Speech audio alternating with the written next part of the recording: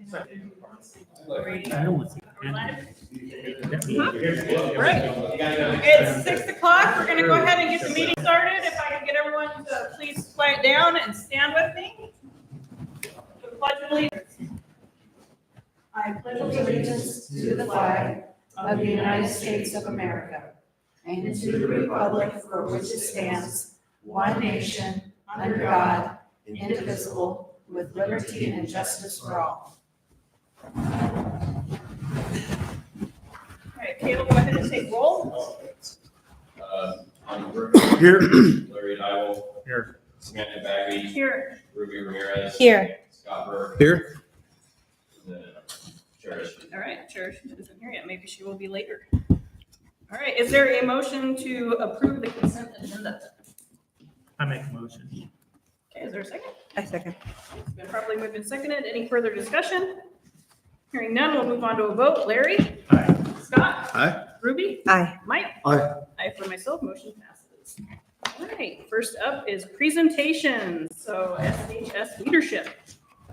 Eleanor, welcome back. Yes. I'm super sorry about missing things. I think it's been a couple months. We had a rather plague going around the school and I got caught by that. So that was sort of the deal that happened. I didn't want to come and cough on everybody. So Well, we appreciate having you when we can have you. yeah. So first of all, just some updates about the general happenings in like the last couple weeks. We had a large group of girls this weekend go to Abby's Closet, which is a convention for girls to go and get prom attire. People from schools all across Oregon go. I believe that is in the Portland metro area kind of thing. So they're going to go and do that. That was a senior project coordinating that of Zoe Kennedy and Abby Metlack.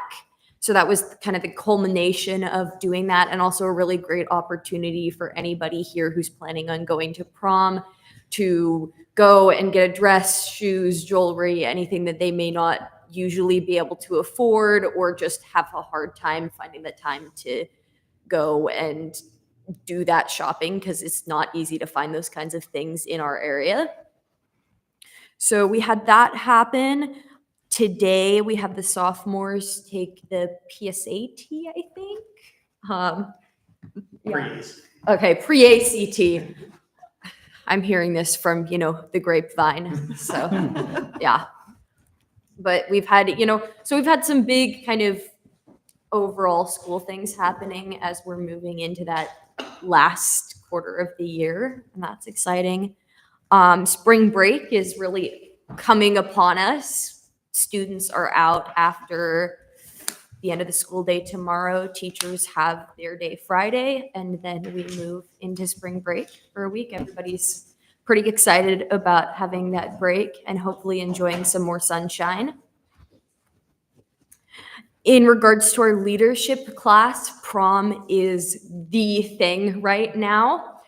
The dance is scheduled for April 26th at Zenith Vineyards, and ticket prices have been set at $30, which is going to cover that more expensive venue and I believe catering too. So we're upping those prices. There's not going to be a couples discount as we have had in the past. So we're kind of transitioning into hopefully being able to provide a bigger experience for some people, but also upping those prices because of that. Ticket sales are going to begin at the beginning of April. So, and then more specific program updates. We have track and field, which are ranked pretty well in the league as of now. They're attending their third meet tomorrow in Mapleton. Yeah. So they're really excited about that. I'm not going to go into the very, very long spiel about the specific rankings about everything, but if you would like to see that, there is an excellent video from the weekly broadcast, I believe from Tuesday, that has all of the details on what our current rankings look like. So you're welcome to look that up on YouTube, and that will have all of the details there. And then baseball and softball, both getting off to a little bit of a rocky start just due to fluctuations in who's on the team, seniors graduating last year, all of that. But we're kind of getting back on our feet, and we've had a handful of games to kind of solidify where we're at now. And I believe they both attend a game tomorrow, and we're all really excited for them and how that's working out. FFA students are leaving for state convention and will be gone from tomorrow and through the weekend. They're going to be attending workshops, viewing speeches, doing overall really fun activities with their chapter, and then having opportunities to talk to industry professionals. So that's something that they do every year and is a really exciting time for everybody involved in that. And the music program just had their third concert of the year. This features the sets our advanced ensembles take to competition every year. So we put a lot of work into those. And it's a really great kind of test to put those into the world before we take those out and compete with them. So it was very successful. And our choir and band have a festival coming up each. So All right, any questions for Albert? Question. I don't know if you said it or not. What was the venue for your prom this year? we will be going to Zenith Vineyards, which is, I believe, towards Salem and Perrydale. Okay. It's sort of like, it's located on a vineyard. They have a really pretty venue that they do catering in. They host weddings. They do that sort of thing. And they host proms there fairly often in this time of year. What was the name of it again? I Ze- never heard it first. Zenith. Zenith. Oh, okay, I know Yeah. where it's at. Up on the top of the hill. Mhm. Okay. Are you worried that the $30 a person is going to be a hurdle for some kids, or have you already set up something for those kids? This is definitely something that we talked about a lot in making that change. A big thing that we talked about was that it was something that underclassmen may have a harder time because most of them don't have jobs and that sort of thing. We're looking at creating that transition of prom being a specialer thing for our upperclassmen, so our juniors and seniors, as it is sometimes at a bigger high school, and understanding that while some of our underclassmen may not have the opportunity to go freshman year, that they will get to go later in those years as they've saved up money and those things for that. And hopefully creating the precedent that it is going to cost a little bit more money and be a more exclusive experience rather than just one of our dances that we have. And is prom what May Day used to be here? Is that, and Liz says yes. Is May Day not a thing anymore at all? It's gone? Just curious. So is it designated like junior prom or senior prom, or is it just prom? It is just prom, Okay. which is common in smaller high schools because we do not have the necessity to limit that because our student body is so small. That's a lot of reason why bigger high schools tend to do that in some ways, just because if you had the entire student body go to prom, it would be absolutely huge.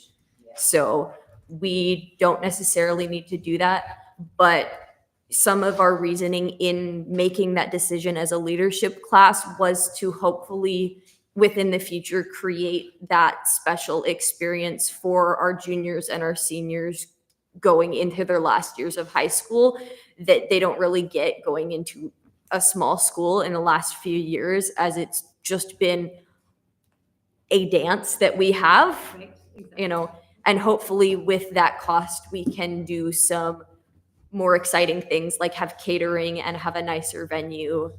And of course, as we transition forward, we will have more funds to put towards helping people out and those things. But we do have to kind of make that transition before we can move backwards a little bit. Like we do have to make the jump in a little bit. I got a question. And I don't even know if they do this anymore because they did when my kid was in school. That the senior pass would give the junior class a certain amount of money that they had left over from fundraising that they didn't spend to start a program. Like it And it rolls would down. just happen. You did it every year. I have no clue what happens. And I don't know if that you have that even anymore. We're required to leave, I believe, $1,000 within the leadership's account. I think that's the minimum.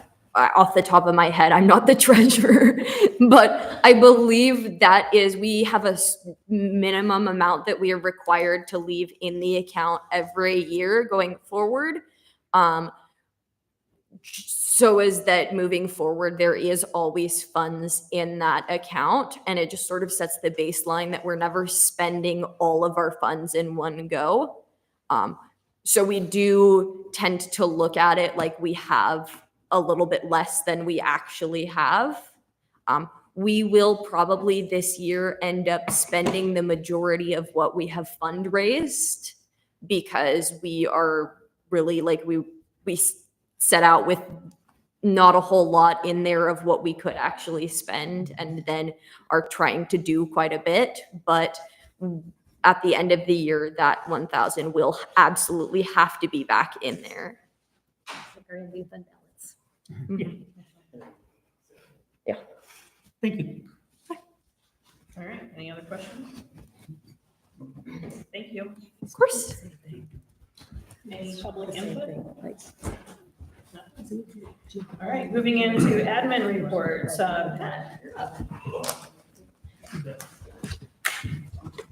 I think this might be the first time that there's coordination. Well, I didn't have to scratch out a bunch of things that Eleanor got into, but I did want to add a couple pieces. First off, good evening. Thanks for having me. A couple pieces that she did mention that I want to let you know about. She mentioned the announcements, the broadcast. That's on our YouTube channel. The students this year, actually not this year, this semester started doing a video broadcast that they make 2 announcements a week that are available on YouTube, and they show that during third or second period? During third period. Teachers show it. Miss Holstein and her students in marketing, and they put it together. It's actually really fun. They use a green screen. They have put together like a little fake news report. That's not a fake news. It's a real news report. So they call it the Spartan Broadcasting Network. So if you get a chance, they're on the YouTube channel for you to view it anytime, and they just stay up there. So that'll keep you up to date on things going on if you're interested. And then regarding the pre-ACT, we did do the pre-ACT today. So I don't know if you remember, but the state does provide funding for all sophomores. So we get reimbursed for the purchasing of the test from the state of Oregon for that. 2 things. We changed it a little bit this year. We made it a opt-out model rather than an opt-in model. So what that did was last year we only had 2 students opt in to taking the pre-ACT. This year we had 26 of our sophomores took it this morning. So about half of our sophomore class versus a very small percentage of our sophomore class had the experience of sitting in a standardized testing environment and a college entrance exam. And if you have been paying attention to any of this recently, some of the news stories are coming out. A lot of universities are reintroducing those requirements. Most of them were dropped during and just right after COVID, but many of the universities are going to start requiring those entrance exams again. So it's a great opportunity for our kids. And I think over next year, I have plans to expand on that. I've been in environments in schools where the state pays for sophomores and then the school pays for all juniors to take it. And then the freshmen also have there's an 8-9 pre-SAT that they can also take. So you have pretty much the whole school involved in a half day of standardized testing. And then the seniors, we've organized it in the past where they would take a like do a college visit. So kind of a good experience for them. So I was pretty happy with the way that turned out. So anyway, now to my actual report. I know there's been some conversations recently about enrollment, so I wanted to include some enrollment data. You can see there, what I've done is broken down our monthly enrollment. The October is the official enrollment that gets, I think we do it twice to the state, run at the beginning of the year and one at the end of the year. So you can see over the course of the year, we've dropped 20 students. We're actually, today I just checked, we had a new student enroll, so we're up to 200 in the high school. That is not an uncommon diagram to see during a school year, of your enrollment being your highest point at the beginning of the year, and as the year goes on, having it slide down. Most of those students are students who have opted for other options, whether to be going head to Shapa, or they've moved to a different community for that. But that does show those numbers there. And then I also included the breakdown by demographics for the March total, so you can see where our classes rank. We've talked a lot about how small our senior class is, 27 students. We have 50 freshmen, 59 sophomores, 63 juniors. That's our biggest class. And then 27. I can't, with the 200th student that added, I think it might be a freshman that came in recently, last week. So looking at FCS's 8th grade numbers, they currently have 48 students. So that given, we should see an increase of about 20 students when the seniors graduate out and we add those 48 in. We should see an increase of about 20 students to our total numbers for next year. I then added for our semester, I haven't been here since the transition into semester 2, so I wanted to give some data regarding grades. I did the distribution of marks, so of students earning A's, B's, C's, D's, and F's. I did this year, last year, and then I thought it'd be important to look at that last full semester pre-COVID before we released in the spring of 2019 to distance learning. You can see that on the left is our present numbers. I found it interesting that despite all those years, that exactly 25% of the grades given were A's in all 3 years. There's nothing statistically drastic here. I do like to see personally that this year we've seen fewer F's. It's not a huge number, 18% versus 20%. One of the things I was excited when I broke that down a little bit more, one of the things I really look at is freshman algebra 1. And I made some changes with how we're doing algebra 1 this year. And the good news is in semester 1, we only had awarded, bad term, gave 5 F's to freshmen who would have to repeat semester 1 of algebra for the entire freshman class. That's really, algebra 1 is one of those courses we look at to see how kids are moving forward. And because it's one of those that does cause a problem later on, because math being so progressive, it's hard to move forward if you're struggling in algebra 1. And so they often have to repeat algebra 1, and then that sets them behind. So trying to get them successful right off the bat is really important. Then I threw in attendance there. You see our juniors have the highest attendance rate at 91%. Not uncommon at all to see your senior numbers so low. It's not what you want to see, but it's also not uncommon. Senioritis kicks in pretty big. They have developed strategies on how to be successful and not attend all the time. They still seem to be able to earn the credits, but not be in class as often. And that does not include a lot of our seniors have releases at first period in 7th grade. Those don't count as absences. So that's there.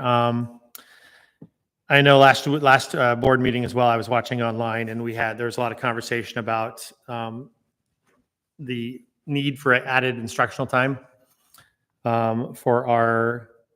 it's predominantly, actually, it's only our sophomores and juniors. And I talked about that, I think, at the work session. So we worked with our bus company and worked with food services here in the district. And we determined that Friday, April 19th would be a day to add school. It'll still just be a 6-hour day for staff. So we don't have issues with overtime and stuff with staff, working. It'll still be a 40-hour work week for our staff.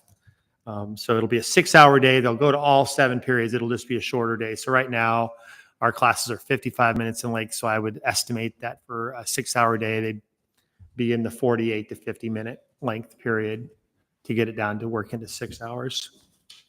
And I think recently there was some news, there were some stories in Portland Public Schools made some announcements about what they're doing, kind of similar as well. And then I know that there was some questions about our course offerings when we last spoke. So I included as a link in your board report. I know some of you requested access, and sorry, I locked it at first, but granted those people access and then unlocked it so nobody else would have to. So the course catalog is a truly living document. This is one of those things that's really hard to keep up to date because staffing changes, what people you hire, what licenses they have, what you can offer, what the state requires. Some big things that are in there that you might have noticed is for the class of 2027, there are some changes. That graduating class of 2027, they are required now. They will be required to take personal finance, a semester of personal finance. The good news about that is we already offer personal finance. It's not required, but we certainly encourage a lot of students to take it. It's being offered right now, and I think there's 20 some odd kids in that class. So we'll just have to transition that over to a required course, not an issue whatsoever. The other change was in some requirements at the state level for seniors. Great news there.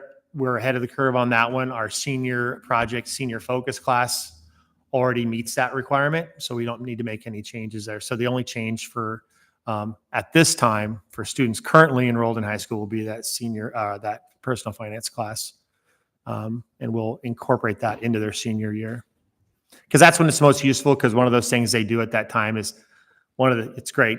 You time it right. I've taught personal finance. You go over income tax when income taxes are actually required. So kids can bring in your seniors can come in with their paychecks and their paperwork and actually do one of the great times in high school where you're actually doing something that is required and is beneficial and, at real time, not later, like you'll use this later in life. No, you'll use it right now. So if there, and then, of course, all of the upcoming dates, Eleanor discussed some of them there. We've got state testing happening in April. So all of our juniors will be taking state tests during that time for science, math, and English language arts during the month of April and into May. Prom, April 26th. I know some of you, if you have not been already, but I think some of you participate in viewing some of our senior project presentations. So that's when Ms. Holstey's planning on those from the week of May 5th to the 9th. Our end of year band concert and choir concert, the 29th and the 30th. We have our FFA banquet on May 31st. Senior awards on the 5th. 8th grade promotion, so our incoming freshmen on the 7th of June, and graduation, which of course you will all are invited to attend, will be June 8th at 2 p.m. It will be a short graduation. Well, the reading of names will be quick, and I promise not to add fluff just to make it longer. We're gonna have one more speaker now. No. We're gonna have the band have to speed it up for a change instead of slow it down, so we can get through one round. Of the 27 seniors, are they all We have a couple who we've tied a rope to, and we're pulling them and dragging them, and we have plans in place. Yeah, but there are some that are making it. And I can't really say the number because it becomes identifiable, but there's a small number. Yeah, very small number. Yeah, Ruby.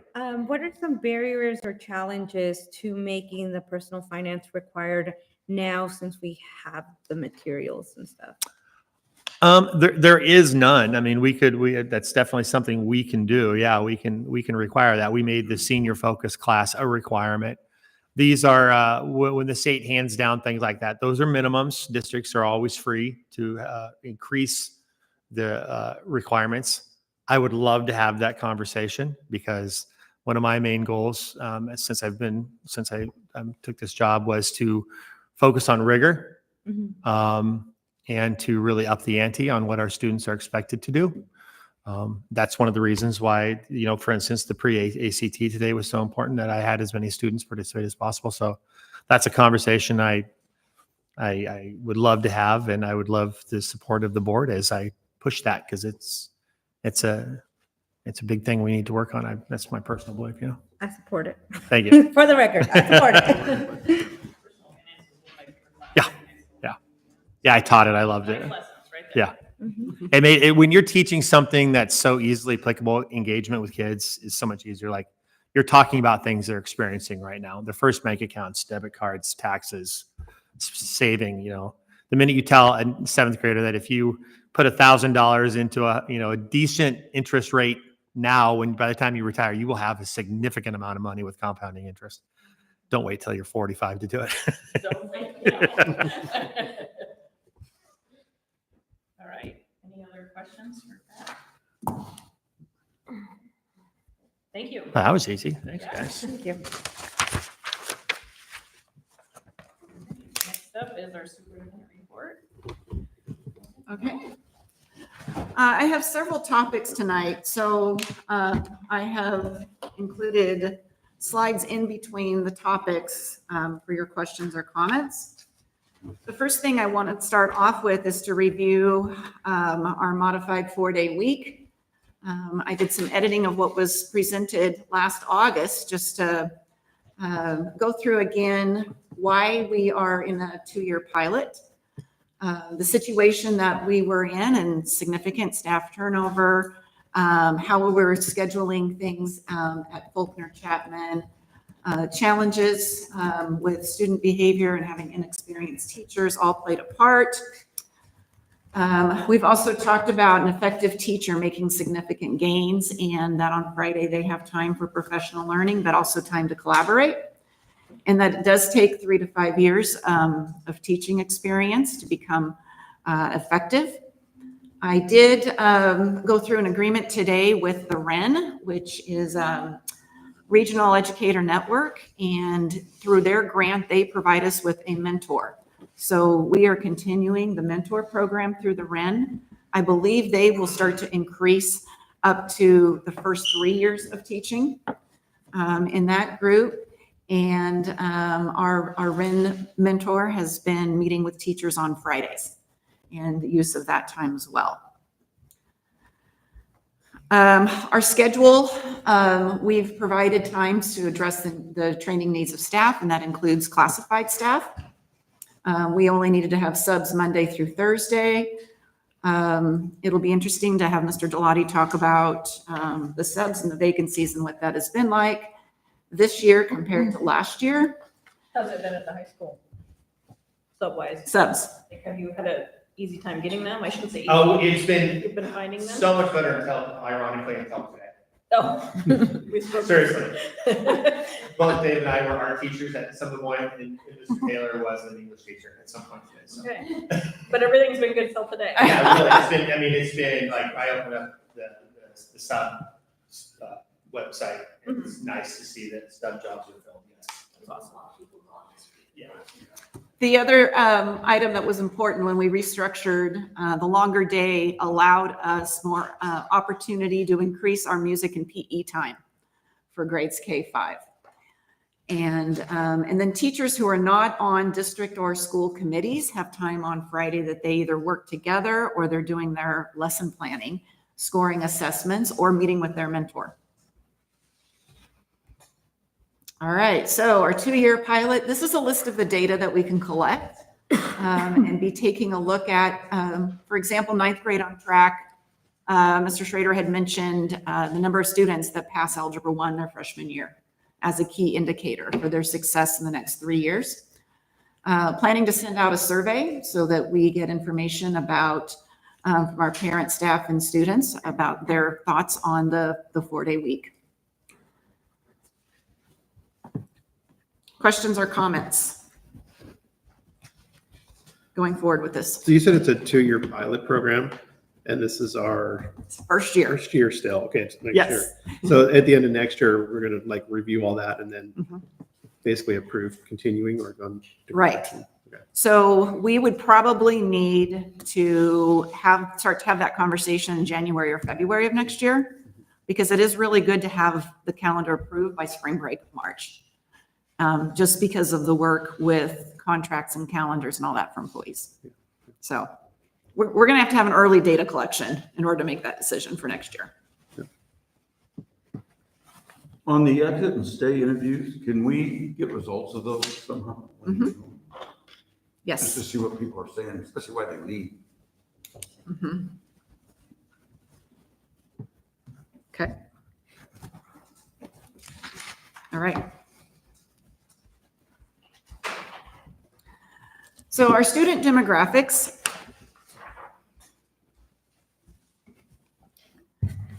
We have joined a consortium for Title VI, which is a federal grant. This is through the ESD. This is a federal program for support for Native American, Alaskan Native. We're so small in our numbers that we don't qualify for the grant from the state, like we do other federal grants. So we're working with the ESD on that. And part of that was just data collection and reporting to the ESD of the number of families we have, the number of students we have identifying as Native American, Alaskan Native. And then that led me to be curious about the rest of our student demographics and where we are at. We are 32% of our student population as non-white. So we have more in Hispanic Latinx, multiracial, and then again, the Native American, Alaska Native. And then also down at the bottom in the next table, you see the numbers for our students with disabilities. I'm going to ask Missy Love to report to the board next month on our special education program and the different things that we are offering there. Now, where do the percentages for the free and reduced lunch? Because we feed 100% of Yes. student, but what is that? Good question. So the state sent out a report that was February, that went into act as data collected in the previous year. They use a formula because we are a community lunch and breakfast program. So the 82% for Faulkner Chapman is coming from a formula that they're using. And quite frankly, I do not understand it, but it was good to get this data, and I had sent it out to the board, the table for the entire state, so that you could see the comparisons. High school at 70% is pretty high for a high school. It's not uncommon for your K5, K8. Years ago, they used to have the applications that families would have to, and some districts I think still do that, the yearly collection of applications. Some point in time, Sheridan School District went to the community lunch program.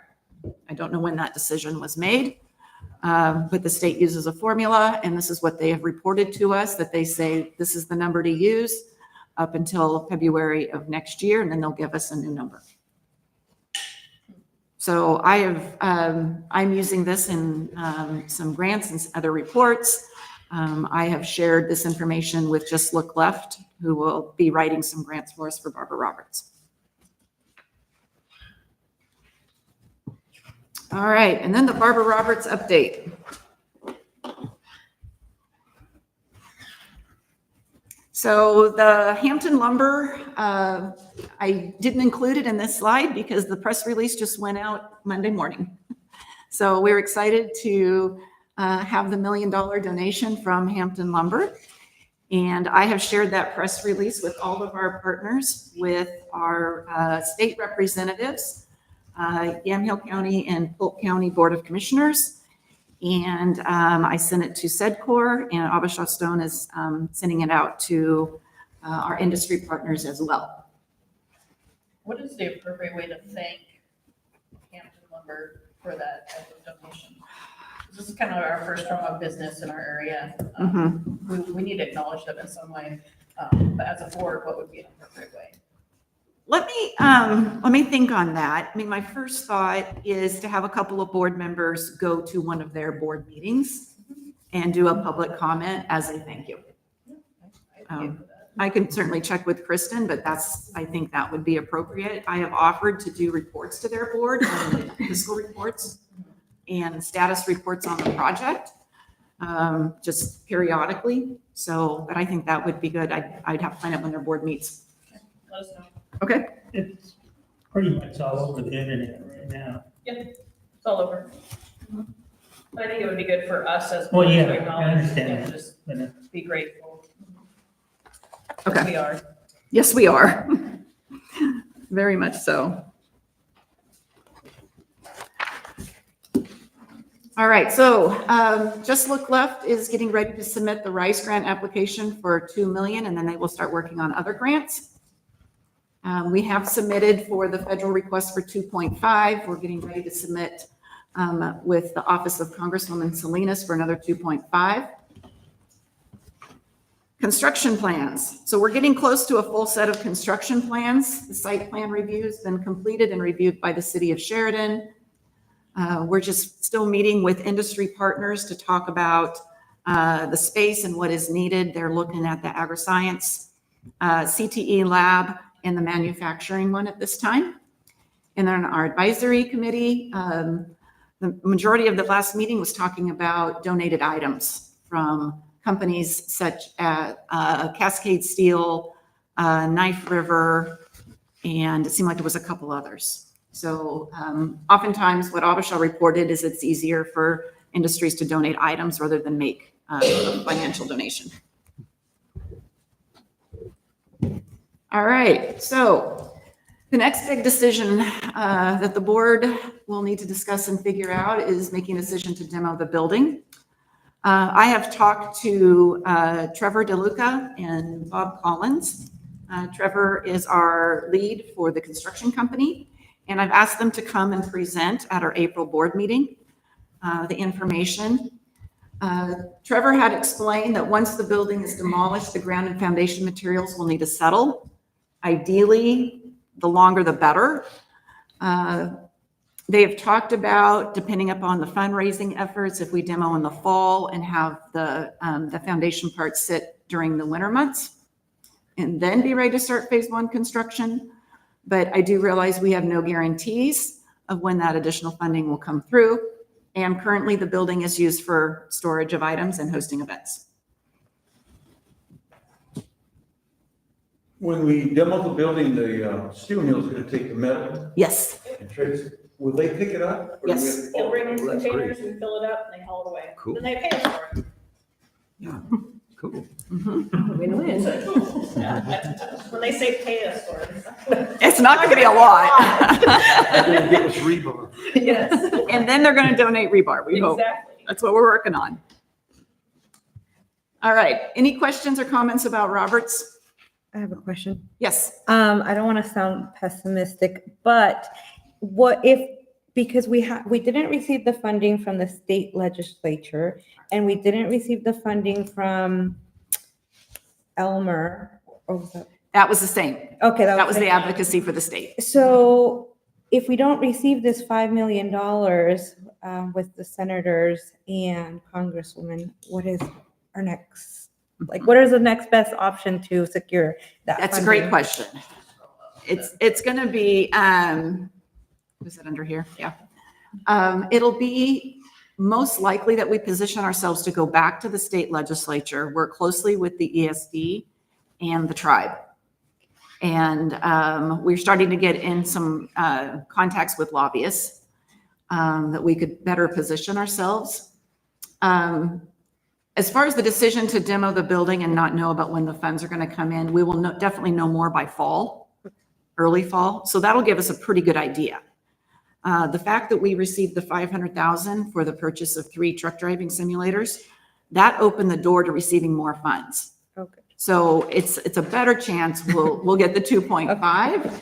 And I know the RISE grant application, we submitted that a year ago, and there was an error found between the narrative for the budget and the actual budget.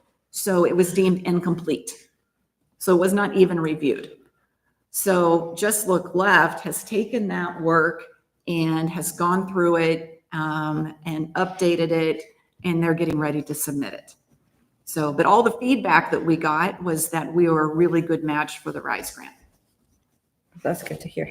So I'm trying to be optimistic. Okay. Okay? Some of these, like Congresswoman Salinas, she was here and talked with us. She even talked about introducing a bill that could potentially help us in the future down the line. That's how on board she is with it. And then the federal request for Merkley and Wyden, that's who we already got money from for The first time. the simulators. So we're already on their radar, which helps. Okay. My understanding, well, what I've learned in this process is you just create this momentum, right, as you go, and then you get bigger and bigger amounts.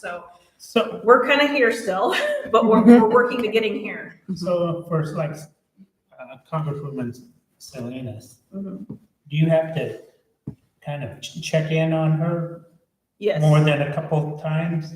And She see if is she's in rolling regular with this, or communication with she us, just yes. forgot about it, or, people say things. We Yeah, actually we'll do talk it. with Don't a lot of follow our up on state it. reps and Congresswoman Salinas regularly. Mhm. Yeah.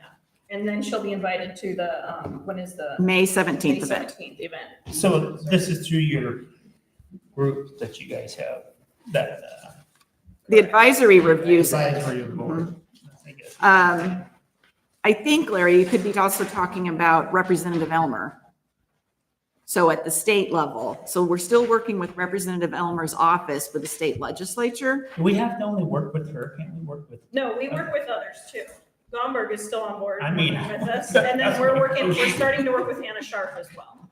We Yes. reached out to Anna and she's coming on board. She was just waiting for a short session to get over. Who's Ann Sharp? She's our next door neighbor representative. What The district is next, hers? I don't know, the next district over. So one, yeah. They're she weird used to be lines. my rep, but then when they changed the lines, now she's my neighbor's rep and I'm like. So we can review Anna's those. from Perrydale, so close relationship there. Yeah, And I do have a contact that I communicate with fairly regularly that was with Congresswoman Salinas and Jordan Brandon. He is the point person for her office for Yamhill, Marion, and Polk counties. And we had Speaker Reed filled out before too. Yes.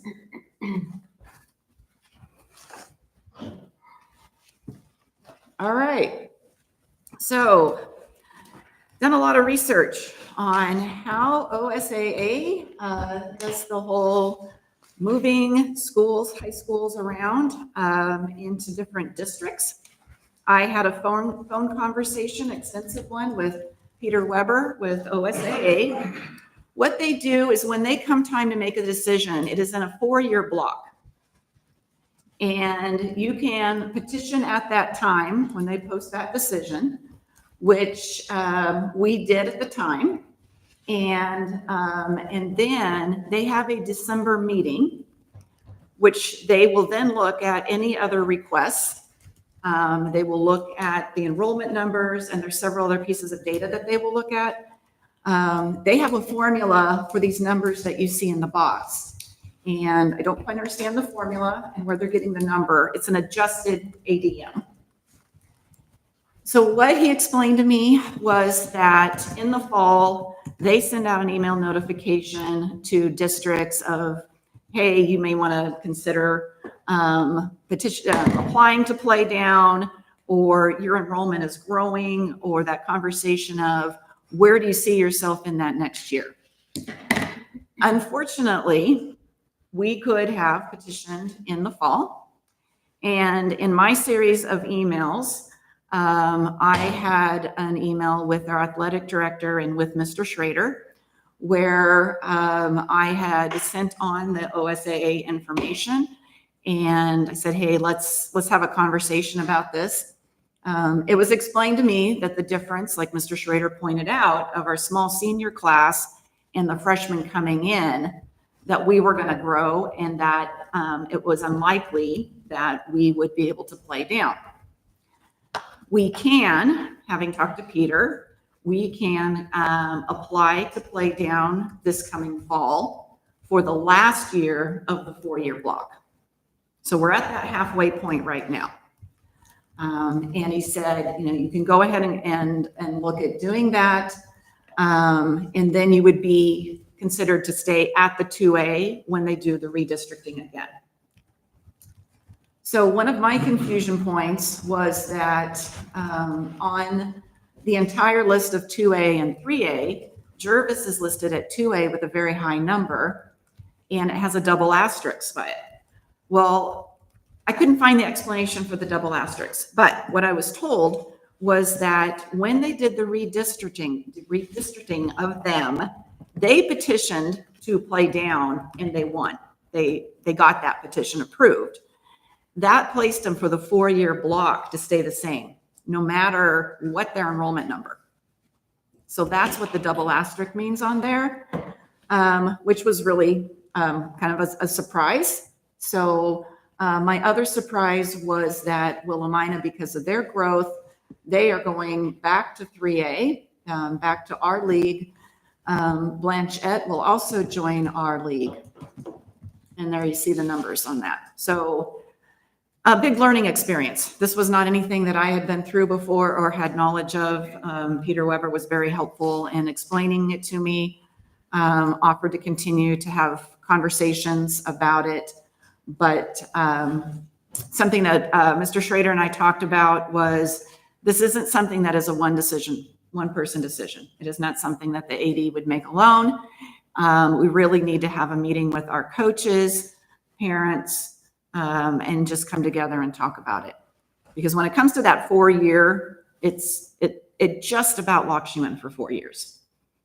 And it's unfortunate that we did not either push harder at that time than we did. Jason Holmbaum was principal at the time, and he went and testified. So, and then it's unfortunate we missed our opportunity this last fall. But like I said, we will have different numbers going into next season. Well, even with the numbers, it's gonna make us the lower of the tiers, so I can't really see how that is even gonna be beneficial again on that. Right, right. Especially when you have 305 with TAP. Yes, they're huge. Well, and then also looking at our sports seasons for last year, very competitive. It was this year that we felt like we were just really struggling in our sports seasons of not being as competitive, but we had a strong group of seniors graduate last year. Yeah, we have a really small class of seniors, like we've already mentioned. Right. today, Right. Which does not help either. So we don't have the experienced athletes, and we want to grow our athletic programs. They're, super important. So will you be organizing that community Yes. outreach to get that feedback and go from there? It would be in the fall. They'll send out the information. It'd be about in October. Yeah. As long as we remember we can hit that Yes. date. Well, it's at their December board meeting. Okay. I talked to December them. board meeting. Yep. Okay. And cool. I went through the minutes of that meeting. Any other questions or comments about this one?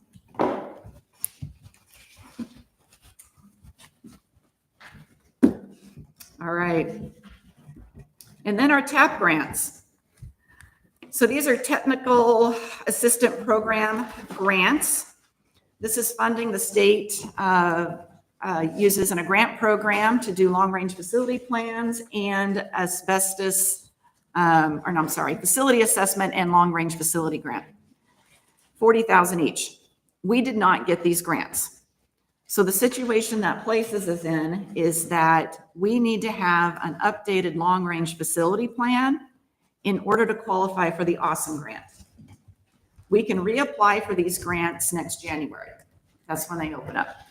So until we have a long-range facility plan that is submitted and approved by the Oregon Department of Ed to get the $6 million Awesome Grant or a matching grant for the size of the bond we go out for, if it's not over 6 million, that bond, the earliest we could do is May of 26. Why don't we have a long-range plan? It expired. Yes. Another learning curve.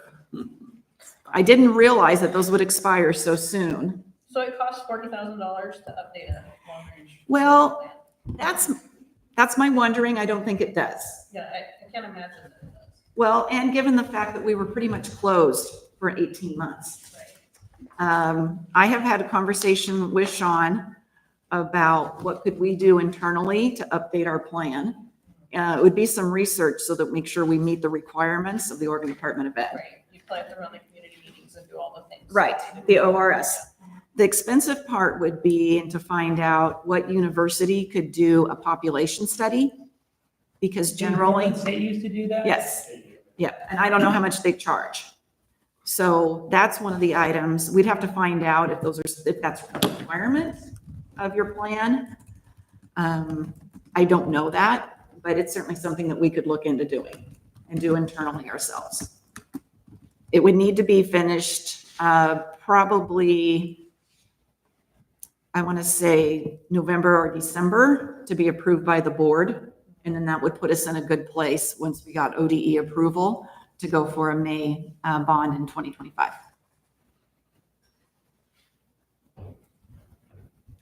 Yeah, well, I think it would be great if you could dive into that more and find out Okay. what it's gonna take, because I would hate to push things out if we can already have a plan moving forward, if it's still achievable Yes. in another way. Mhm. Mhm.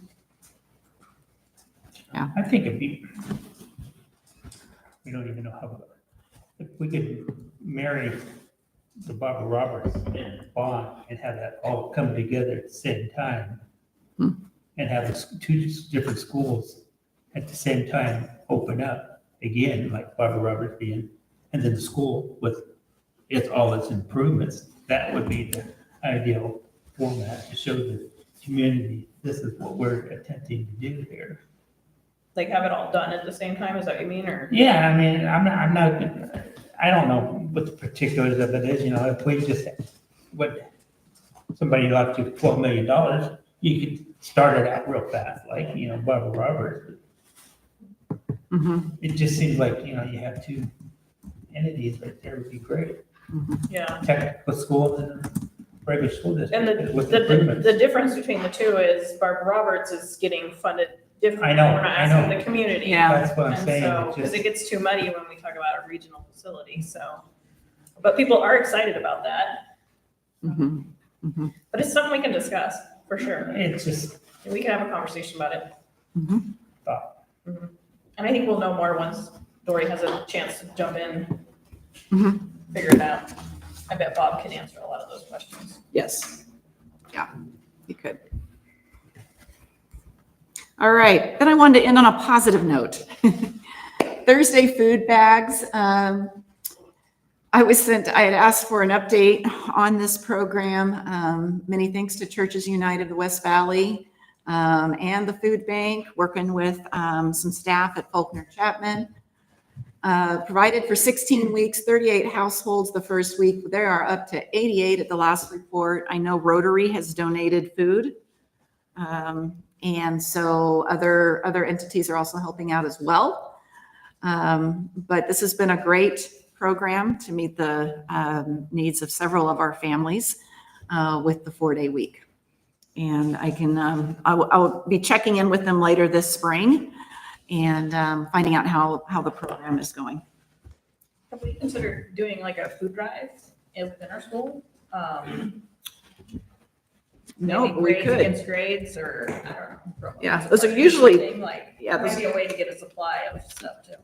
Well, and, a lot of snacks too. So I know that Rotary donated money to go towards snacks to go in the food bags. So I can certainly find out about that Might be a fun and way. see for spring. Any questions, Dory?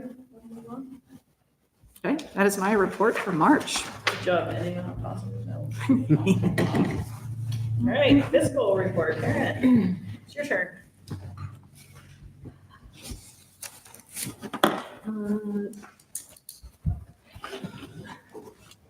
Let's see. Just start at the top. The general fund update is there. There's kind of a lot of red in it. We just got this morning a new estimate for the 23-24 state school fund. And it looks like we're going to get a little bit more money. So that's going to help even things out.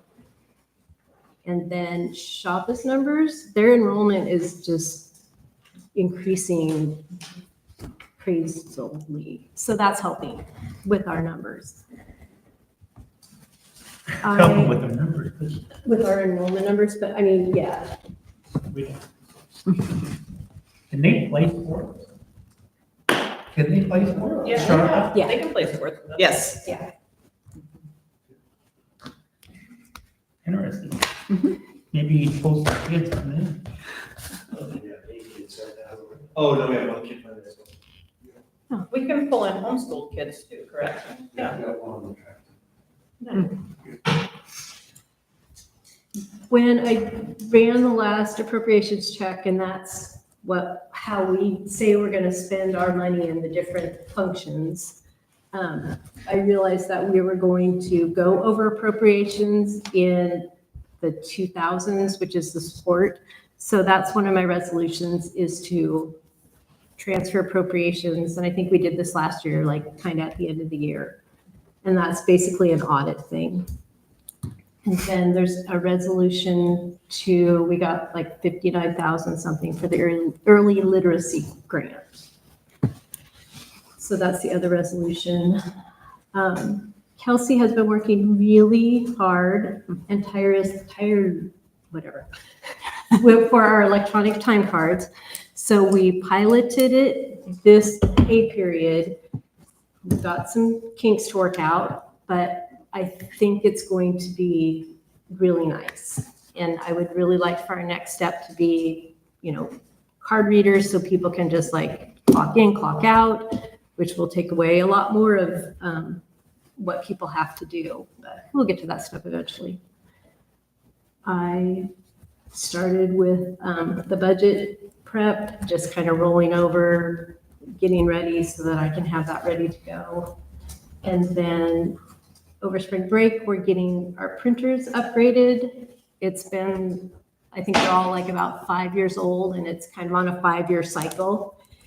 And when I talked to our printer provider, I'm like, in all good conscience, I have to, get some bids. So I talked to 3 companies, and our printer guy came back, and our new improved models are actually going to be cheaper than what we've got now. So it's going to save us, I don't remember how much, but it's going to save us a monthly amount with new improved printers. So that's kind of exciting. And hopefully they're just upgraded models so that there's no learning curve. And Aaron's like, and all of the printer drivers are going to work perfectly. I'm like, of course they are. So we hope they all go smoothly. And then, like I said, start working on the budget, and then we're looking at contracts and stuff, trying to get those out. Is there a budget calendar coming out anytime soon? Do we have one going for spring yet, or It's on my list. spring process? Okay. Yeah. just It's check. coming. But make sure I didn't miss Yeah, it. So- exactly. Yeah. Yeah. Any questions? Larry, you got any? I have a question, but I'm not. Oh, well, that's not, is that, that would be at the end, at the end. Oh, okay, gotcha. He's saving it Saving it for us, for comment later. yeah, for next month. Perfect. Okay, we're gonna move on then. New unfinished business. We have the community breakfast still scheduled for April 20th at 8 a.m. We're just putting it on here so we can discuss if everybody's been out spreading the word. I have not seen a flyer for it yet. Have you? It's coming out with the community cleanup, and then I'm going to get one going as well. So all of the Sheridan groups all know about it, and they're all spreading the word. Okay. So it's getting out there. And then the bulletin board will run it, I think, the 3 weeks before. Okay. District free community breakfast prior to the community cleanup. And what will our role as board members be there? Meet and greet, offer high school tours, That's 20th the 20th of April. of April. Could Sean write up what he wants us to tour? So like if Larry takes a Yep. group out, he knows the hot things to hit. Yep. Not Tour that we don't notes. know the Take them to the school. old gym and look Yeah, it's just at. one. But if there's a gym. must-see type Yes. thing, then that's what, Yep. we need to make sure we all know what the must-sees are. We can have tour notes, definitely. Yeah. Talking points. We need talking. Talking points. Yeah. How early should we get there? Probably 8 o'clock. Okay. I mean, it'll That's when be, it starts. It's 8:30. Okay. Oh, This is, okay. I'm like, Oh, wait, sorry, it's just to get there. Yeah, that's what I was like, It's 8 o'clock. What am I We- saying? we need to be there at 8:30. 8. Yes. It yes. starts at 8:30. Yep. 8:30 to 10. So I figured an hour and a half for the community breakfast, and then people can hopefully go do the community cleanup. And the firefighters are on board. Yes? Okay. yay. So we don't have to cook. No, don't have to cook. The district will provide the food. Okay. So we will be doing that, right, And then we'll Karen? be like blessing tables and doing all that. Well, then we're going to talk to FFA and cheer Okay. and see if we can have students helping us. And we'll have information out on tables. Sean is talking about using his drone to get video of the roof of the high school and of FCS and just create a video. There was somebody at Chamber that has also offered to create a video for us to help out. That is actual video production. So I'm just kind of pursuing some of those things, but yes, we will be getting the word out on this one. Okay. Well, once you get those Okay. flyers, if you could email them to us, then we Yes. can all start sharing them too. Which is possible. Got it. Okay. All right. Next is students on the school board. We're gonna need to follow up. Yep. Yeah, we're missing them Yes, we are. Already? already. Well, there is a sickness going around school, we were told, so there could be a sickness. was last month, though. You're supposed to just run with it. It's also 2 days before spring break. That it is, that it is. So, yeah, we'll do some reaching out and see where they're at. Moving into action items, our first one is the student representative school board, but we're gonna hold on that. We'll just roll it over to the next agenda. Since she's not here, that would be for Diamond. We're gonna start with amend the 23-24 student calendar. And this is to add, April 19th as a school day for the high school. is there a motion to accept as presented? So moved. Is there a second? A second. All right, is there any further discussion? Hearing none, I'll move into a vote. Larry? Aye. Scott? Aye. Ruby? Aye. Mike? Aye. Aye for myself, motion passes.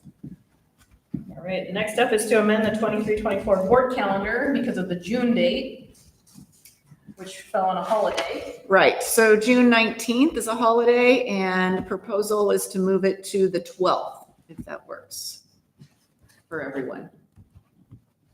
That is a half day of school, the last day, but we could do a board meeting that evening. So so the budget has to be ready to go by then. Correct. Is that gonna be too much of a crunch? We've talked about having our first budget committee What if meeting. we bumped it to the 26th? No, I think it'll be fine. It'll be good. Get it out of the way. Put the pressure on. I mean, yeah. We if tentatively- worse comes to worse. Right, we tentatively talked about a budget committee meeting being like April 22nd, May 6th, and then if we need to, May 20th, and then have it ready for the board. So that We're will gonna give us 3. April, May, March. Okay, 2 months, 2 meetings, is that all you? 3, Three probably. meetings? Well, I guess if we meet earlier on the 12th, and for some reason we don't pass it, then we would have the option of coming back on the 26th. Not saying we're not going to, just in case. Just in case. Who It's good to knows? have a backup. Yeah. And I mean, I can say from Karen and I our conversations, we're not anticipating a great deal of changes with our budget, just because of the role. So we It's should pretty be, amazing after hearing what other districts are going through right now Well- around us, so. You've seen what Silver Falls is going through. yes, yes, I would hate to be in that situation. yes, So I would want to definitely. make sure that my budget is Right, pretty right on and that we're not Yeah. hiring too many people to offset the, doesn't Right. cover the costs. Okay, so, we're gonna move it to the 12th. Are we still down 2 spots on the budget committee? We've had one application, so I am still recruiting for budget committee, if you know of anyone. All right, June 12th is the day we're gonna move it to, from the 19th. So is there a motion to approve the new board calendar as presented? So moved. Is there a second? Second? All right, is there further discussion? Hearing none, I'll move into a vote. Larry? Aye. Scott? Aye. Ruby? Aye. Mike? Aye. Aye for myself, motion passes. Now we have the renew, non-renew list, which is what, this is the exact same thing that was presented last month, correct? Did Yes, you change anything on it? the wording, Wording, yeah, so that would make more sense. perfect. Was there, any follow-up you wanted to just give real quick? No, we just changed, we talked about the wording and how it is a 3rd-year contract of a 3-year contract. Perfect. So would anyone like to accept the renew, non-renew as presented?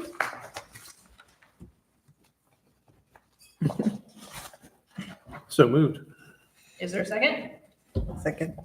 All right. Is there any further discussion? Hearing none, I move into a vote. Larry? Aye. Scott? Aye. Ruby? Aye. Mike? Aye. I myself. Motion passes. Superintendent contract.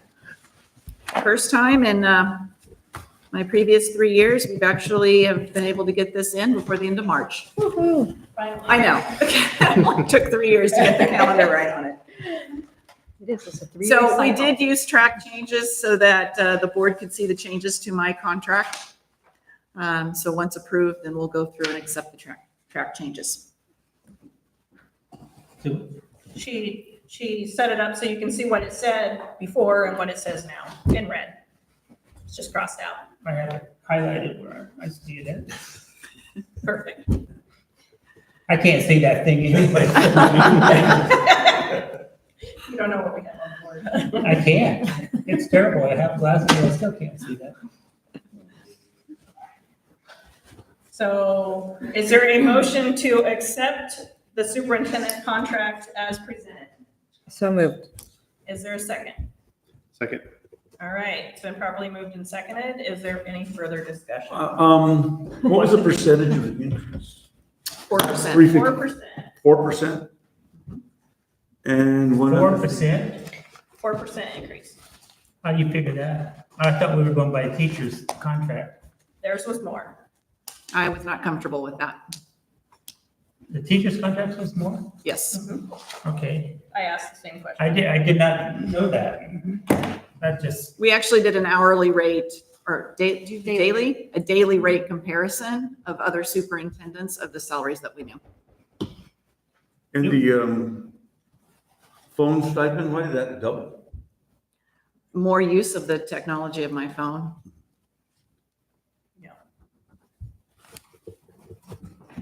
Larry, anything else? well, he took everything I had. Ah, Mike. I think we did. He took everything I had. Yeah, there you go. All right, any further discussion? Oh, wait. Nope. The other one's on percentages. And in what we reviewed, the materials we reviewed, Dory was way under for like the tech stuff and the phone stuff than other districts. So Right, it really made sense, especially with inflation and all this, stuff. right. Well, you want to pay my cell phone bill? No, that is not in her contract. It could But you gotta be. remember, she's got a hotspot to her computer, and, like, there's a lot of tech that she has to use, so we need it to be readily available. All right, any further discussion? Going once, going twice, moving into a vote. Larry, Aye. Scott. Aye. Ruby. Aye. Mike. Aye. I for myself, motion passes. All right, next we have a couple of resolutions. We have resolution 2324-05. And this is kind of like cleaning house, right? Yes, it's just, For lack of better words. right, just making it so that the budget our expenditures are gonna match what we said, how we were gonna spend them. Perfect. Is there a motion to accept the resolution as presented? So moved. Is there a second? I second. All right, it's been properly moved and seconded. Is there any further discussion? Hearing none, we'll move into a vote. Larry? Aye. Scott? Aye. Ruby? Aye. Mike? Aye. I'm for myself. The motion passes. Next is resolution 2023-24-06. And that's an early learning grant. Is there a motion to accept the resolution as presented? So moved. Is there a second? Second. All right, it's been properly moved and seconded. Is there any further discussion? So if this is early literacy grant, how far down does this go? I mean, How far does it what? is it early, like kindergarten? K2, K2, K3. K3? It is K3. This went through the state legislature last year during the long session. And then ODE had to move very, very quickly to get this together. The application for the grant came out in the fall. We received, we turned in our application. I presented it to the board at the December board meeting. I think that was like the 21st. This is the one they didn't even have money to Yes, implement that. Yes. Now we're getting them. now we have it. All right, any other questions? Okay, we're gonna move into a vote. Larry? All right, Scott? Aye. Ruby? Aye. Mike? Aye. Aye for myself. Passes. Thank you. All right, topics for the next meeting. I have a topic. If I can get this straightened out. I want to know the money for the Barbara Robert Tech project. How much was the grant granted to Barbara Robert Tech project? I'd like to see how much of this money, where it was ever spent at in this grant or to all these organizations. What I guess I want is not an itemized statement for everything, but, I guess my biggest concern is, Emma Flash asks buku dollars every month, and I'd like to see where that money went to in an itemized statement of some sort. Okay. So if we could have that like on a quarterly basis or whatever. So you want to see all the money that came in for that project and then where it went. Correct. And I've done that before, but I think you want more detail. I want a little bit more detail than what, If just it like, says- okay, here's a lump sum that came in here, and we have it over here. I want to know what they did So for that you know, project. Okay, Like, So it'd be more itemized type stuff. right, I get what you're saying. so like Okay. just services or whatever, you want to see like OTAC and Emerald Flash and blah, blah, blah. How Right. much they and. And like, we could, maybe on a quarterly basis or something Yeah. like that. Just keep it To up. see where the money's going. Yes. Well, it's good to Show stay you the money. transparent to our community Oh. and all of our people, so I think it's good information. That's the one I want. Okay. Perfect. Quarter one. Anything else for topics for next meeting? I assume we're going to revisit the long-term plan and the 40,000, just try to figure out a way to cut that in half and get it done. Definitely. The long-range facility plan. Yeah. Mhm. Mike, you got anything for the topics? No, topics for next meeting, but, we had a drug task force meeting last night. Not before last? Yeah. Last night? Was it? Okay, last night. Butler.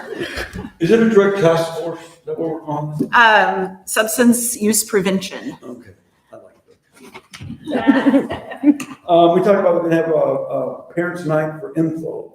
That was probably a majority of the meeting for it. We're gonna get a lot of people going, set up tables and everything, and trying to figure out how to get parents to come to it.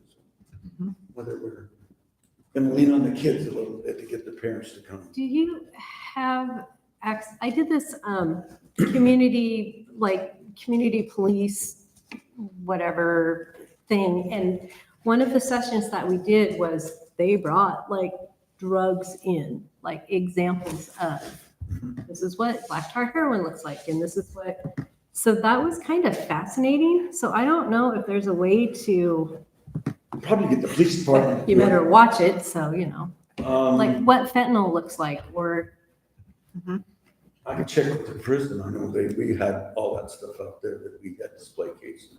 and it was like, Mostly They're knives. practicing it was a community police academy or Yeah. something I'm like sure that. we- Probably the police, all police departments keep stuff like that. Yeah, or yeah. something like that. We keep it.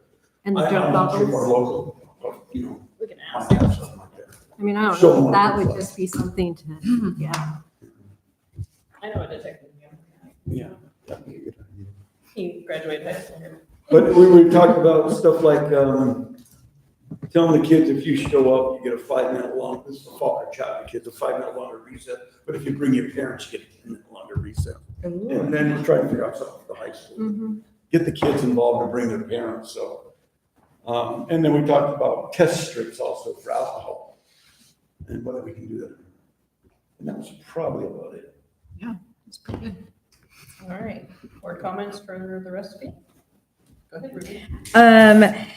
I'll start off with the Sheridan Ed Foundation report. I attended the March meeting last week. It was last week. Last week, I'm like, the weeks are blurring. We introduced a new member, Barbie Justin.